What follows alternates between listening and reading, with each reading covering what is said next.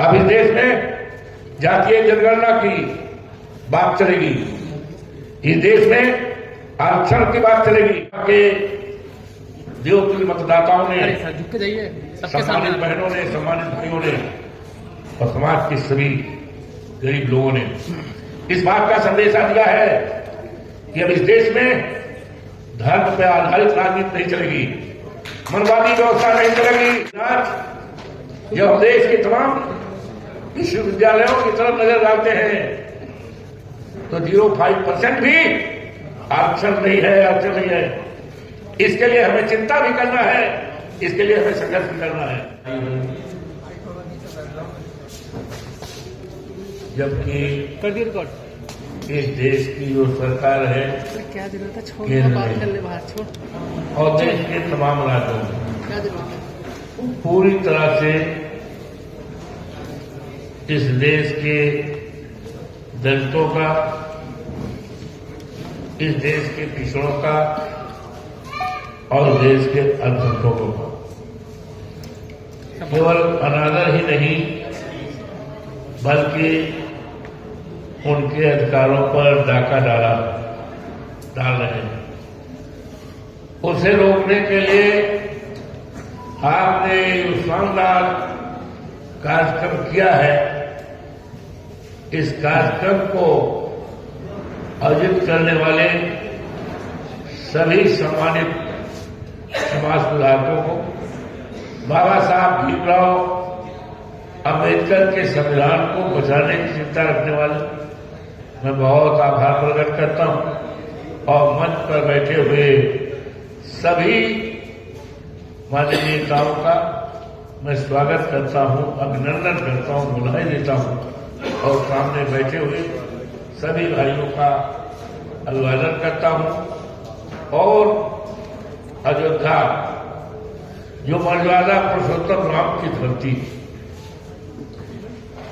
चौमुन फैजाबाद लोकसभा जो अयोध्या जनपद में है, जहां पर भारतीय जनता पार्टी ने इस देश में ऐसा संदेश देने का काम किया और सीट को हथियाने का काम किया। यहां तक उन्होंने कहा कि हमने मंदिर बनवाया है। मंदिर उन्होंने नहीं बनवाया, मंदिर तो माननीय उच्चतम न्यायालय के आदेश है। और ये भी क्या भगवान राम को हम लाए हैं, अंगुली पकड़ करके बैठाए हैं। देश का कोई भी व्यक्ति इस बात का बिलीव नहीं करेगा, इस बात पर यकीन नहीं करेगा कि भगवान को लाने वाले ये लोग हैं, ये देश के प्रधानमंत्री जी हैं। Nobody will believe. और इस चुनाव में वहां के देवतुल्य मतदाताओं ने, सम्मानित बहनों ने, सम्मानित भाइयों ने और समाज के सभी गरीब लोगों ने इस बात का संदेशा दिया है कि अब इस देश में धर्म पर आधारित राजनीति नहीं चलेगी, मनवादी व्यवस्था नहीं चलेगी। इस देश में अब बाबा साहब भीमराव अम्बेडकर के संविधान को बचाने की राजनीति चलेगी। इस देश में बाबा साहब भीमराव अम्बेडकर ने जो संविधान के अनुच्छेद 14 में फंडामेंटल राइट्स दिए हैं, मूलाधिकार दिया, अब उनका मूलाधिकार के आधार पर जो काम करेगा उसी की चर्चा होगी। अब इस देश में जातीय जनगणना की बात चलेगी, इस देश में आरक्षण की बात चलेगी और इस देश में करोड़ों करोड़ों नौजवान बड़ी बड़ी डिग्रियां लिए हुए उनको सरकारी नौकरी नहीं है। अपनी डिग्री जलाने के लिए कभी कभी सोचते हैं, तो यहां तक कि आत्महत्या के लिए। किसी देश की दौलत हीरा जवाहरात सोना चांदी नहीं हुआ करता। देश की दौलत वहां के इंसान, वहां के युवा हुआ करते हैं, जो आज सबसे परेशानी में है। इसकी तरफ किसी को चिंता नहीं। आज अफसोस के साथ कहना पड़ रहा है, मुझे भी खुशी है कि हमारे बीच में तमाम प्रोफेसर हो गए। अभी आदरणीय रतन जी ने और दूसरे भी हमारे जो प्रोफेसर हैं बहुत अच्छे ढंग से बताने का काम किया। लेकिन आज जब हम देश के तमाम विश्वविद्यालयों की तरफ नजर डालते हैं तो 0.5% भी आरक्षण नहीं है, आरक्षण नहीं है। इसके लिए हमें चिंता भी करना है, इसके लिए हमें संघर्ष भी करना है, क्योंकि सीधी अंगुली से घी नहीं निकलने वाला। टेढ़ी उंगली से अब उंगली को टेढ़ी करना होगा, लड़ाई लड़ना होगा, और तभी हम सब बाबा साहब भीमराव अम्बेडकर के जो संविधान की चर्चा करें। अभी जो चुनाव हुआ है लोकसभा का, लोकसभा के चुनाव में यहां तक कहा जाता था 272 सीट सरकार बनाने के लिए और 400 के पार संविधान हटाने के लिए। ये किसकी विचारधारा थी? कौन सी पार्टी थी? कौन से लोग थे?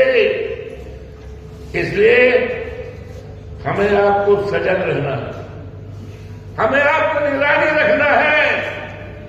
इनकी विचारधारा अच्छी नहीं है। आज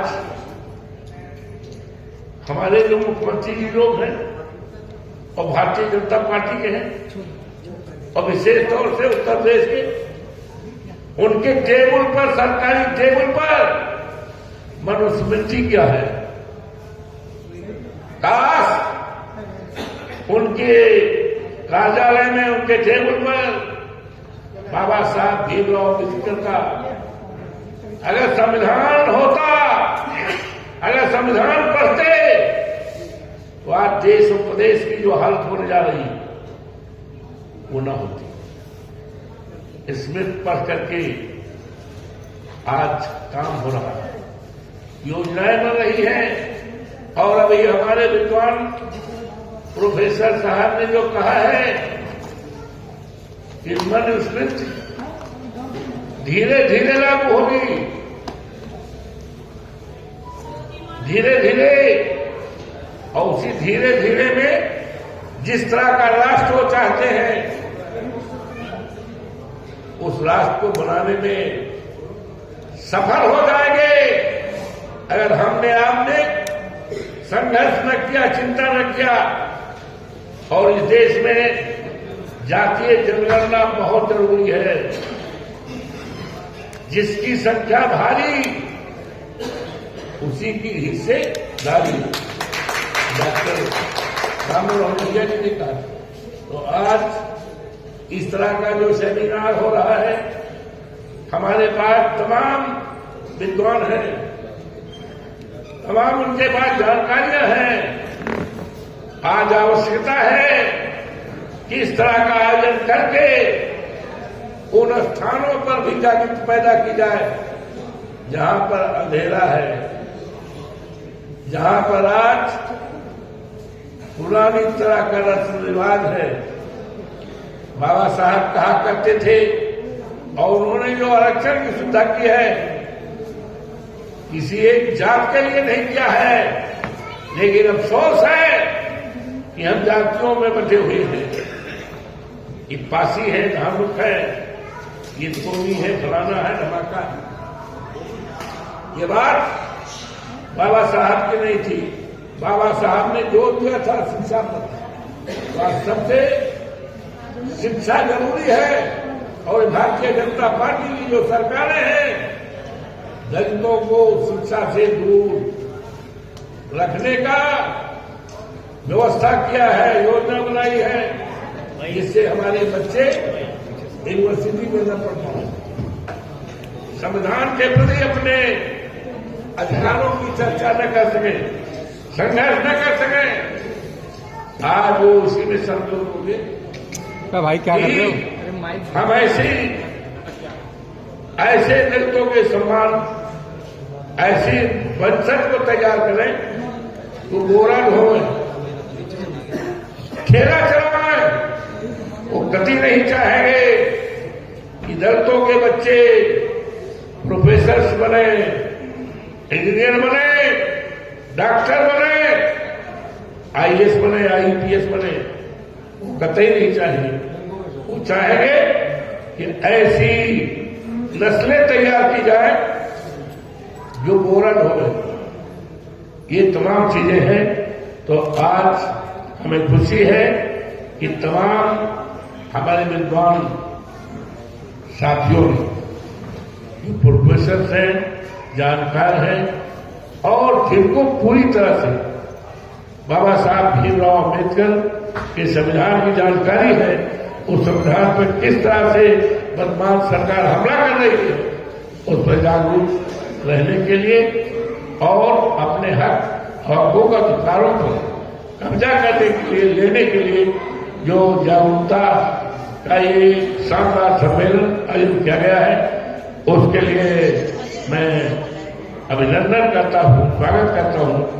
और अयोध्या जो मर्यादा पुरुषोत्तम राम की धरती है, वहां के देवतुल्य मतदाताओं की तरफ से मैं आपका स्वागत करता हूं, अभिनंदन करता हूं, क्योंकि आज चर्चा है अवधेश प्रसाद पारसी कैसे जीत गए, सामान्य सीट से कैसे जीत गए, और भारतीय जनता पार्टी कैसे हार गई, क्योंकि उन्होंने तो मंदिर बनवाया था,